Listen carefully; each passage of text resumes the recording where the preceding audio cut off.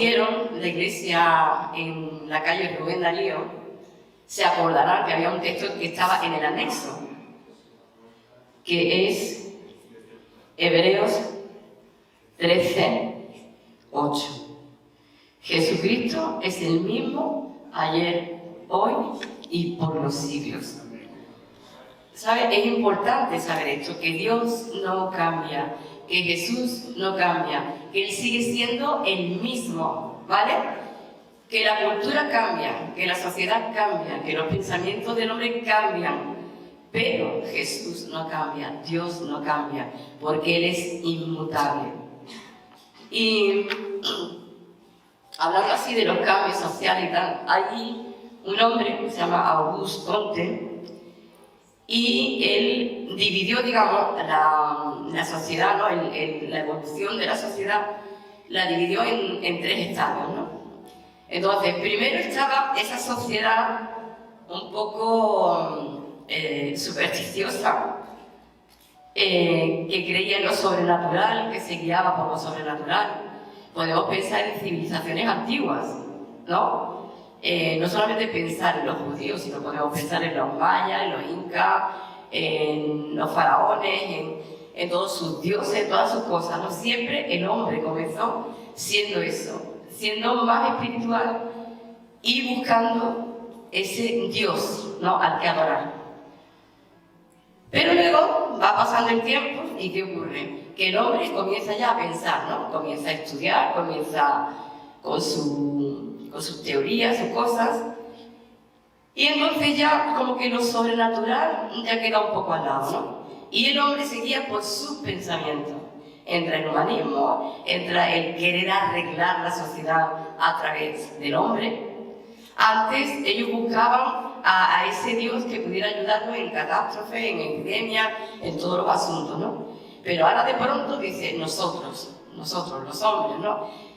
Somos inteligentes, podemos hacer las cosas, podemos solucionar este mundo por nosotros mismos. Pero luego se dan cuenta de que no pueden, claro, no pueden. Pero es que ocurre que comienza a avanzar la ciencia. Viene el descubrimiento de Darwin, ¿no? Con el origen de las especies.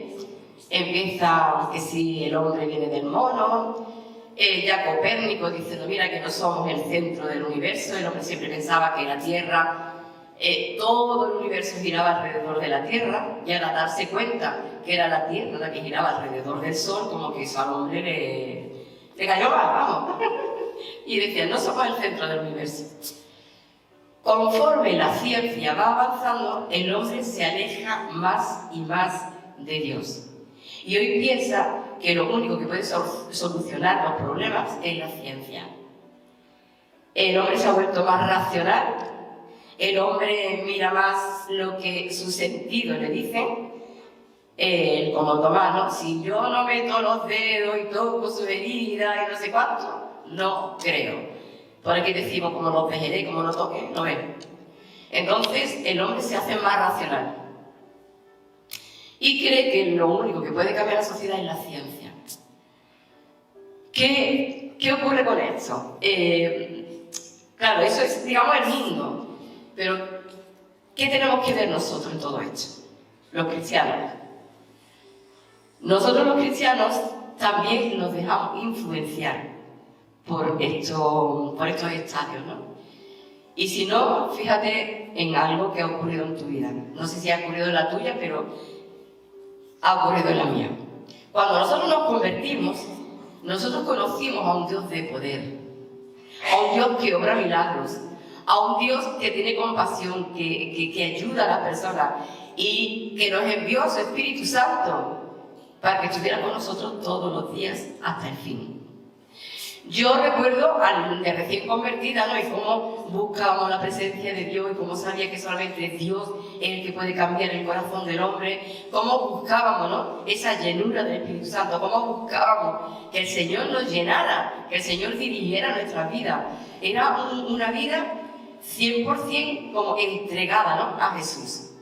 y decir, Señor, aquí estoy, Señor, úsame, Señor, quiero predicar el Evangelio y ayúdame, Señor, respaldando la predicación de tu palabra con milagros, con señales, con maravillas, ¿no? En esos primeros tiempos siempre cogíamos ese texto, ¿no? Y Señor, mira, tú dices la gran comisión, que echarán fuera demonios, que pondrán las manos sobre el enfermo y sanarán. Y como es verdad que en el primer tiempo buscamos lo sobrenatural. Venimos de un mundo demasiado materialista. Cuando conocemos al Señor, pues claro, buscamos esa parte espiritual que necesitábamos, que estaba dormida, que estaba muerta.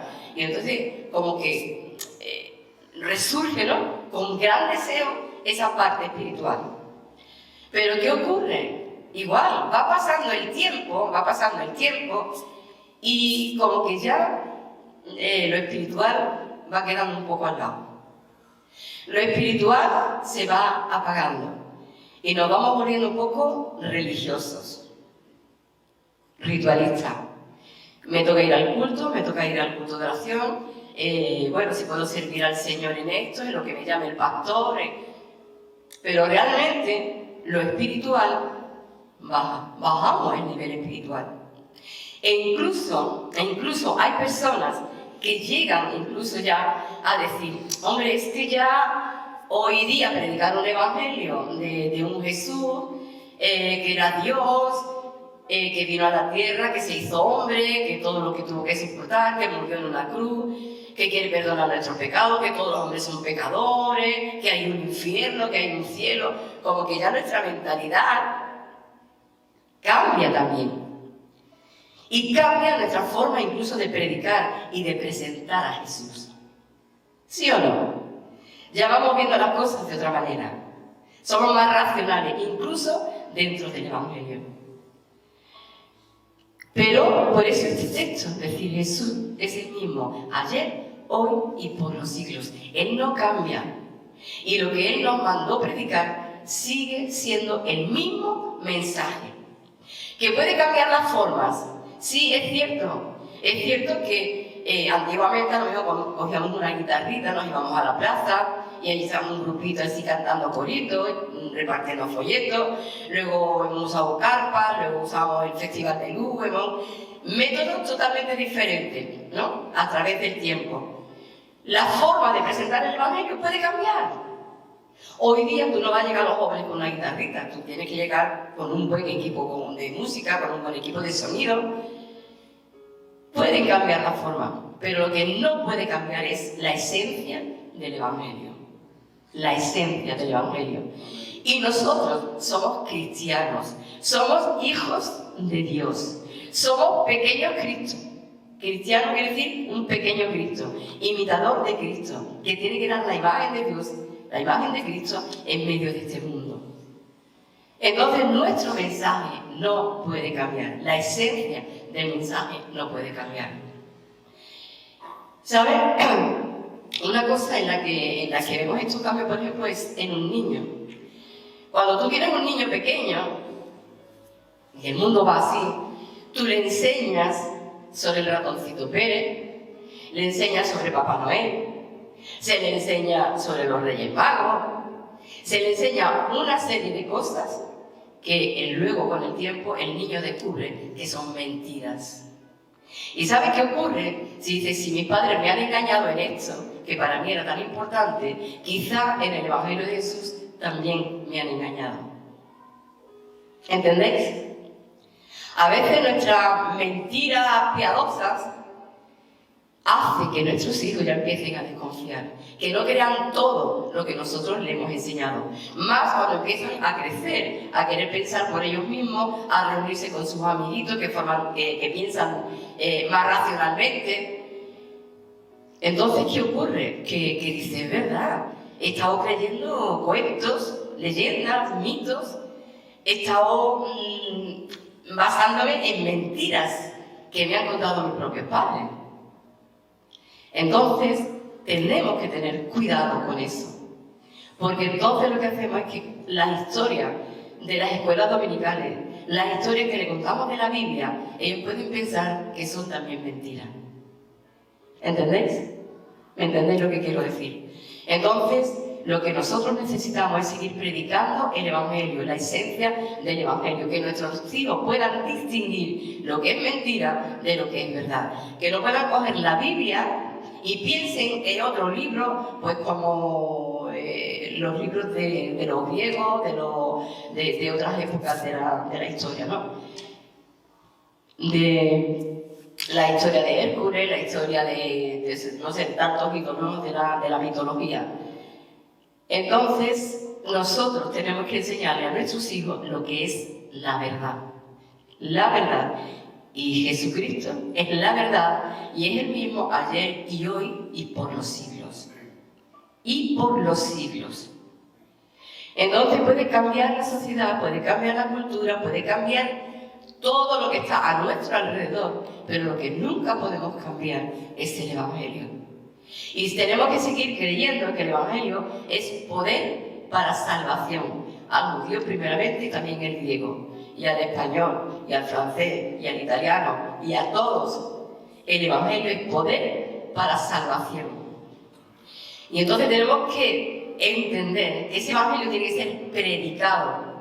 Tiene que ser predicado, pero con verdad, con verdad.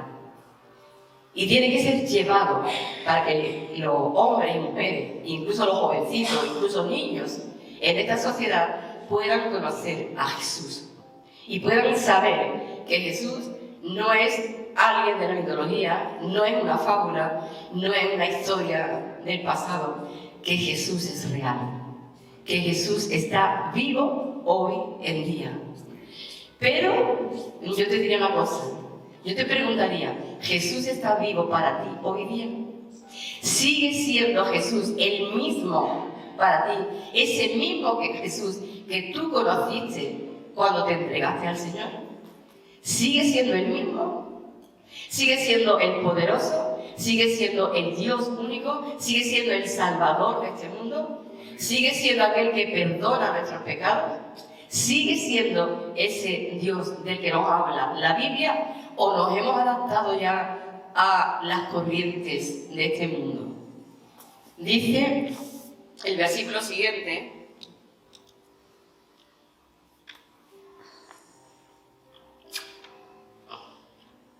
dice, no os dejéis llevar de doctrinas diversas y extrañas, porque buena cosa es afirmar el corazón en la gracia. No conviene que nunca aprovechamos a los que se han ocupado, que nunca han satisfecho, ¿no?, a los que se dedican a ellas. No tenemos que coger al Evangelio, no tenemos que coger. Quizás muchas veces se ha cometido el error de decir, bueno, es que tengo que presentar el Evangelio a ciertas personas. Yo no puedo ir diciéndole esto y esto. Me va a decir loco, me va a decir que esto ya está anticuado, que esto... Y a veces como que cambiamos la doctrina. La cambiamos para hacerla más... como más deseable, ¿no? Más deseable. Y que la gente se pueda abrir con más facilidad. Pero es que lo que tenemos que entender es que no tenemos que disfrazar el Evangelio. Que Jesús es la verdad, que el Evangelio es poder de Dios para salvación y que lo tenemos que presentar tal y como es.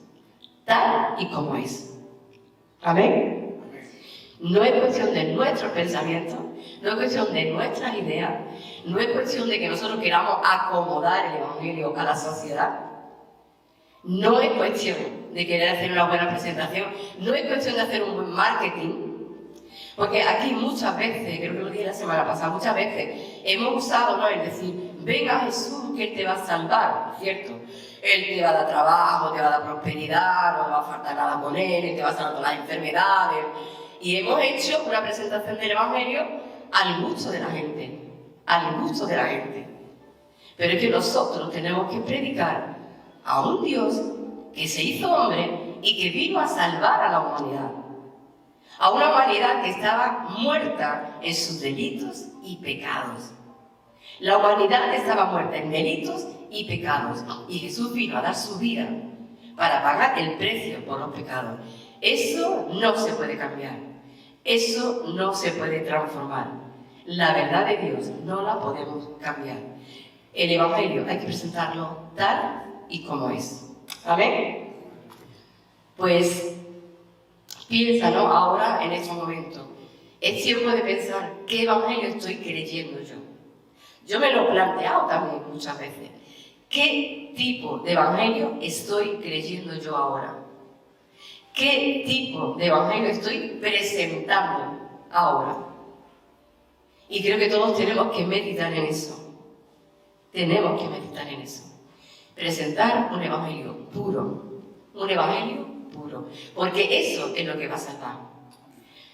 Tú puedes pensar, no, mira, a lo mejor si lo hago de esta manera de la otra y lo logro enganchar. Pero no puedes perder la esencia del Evangelio.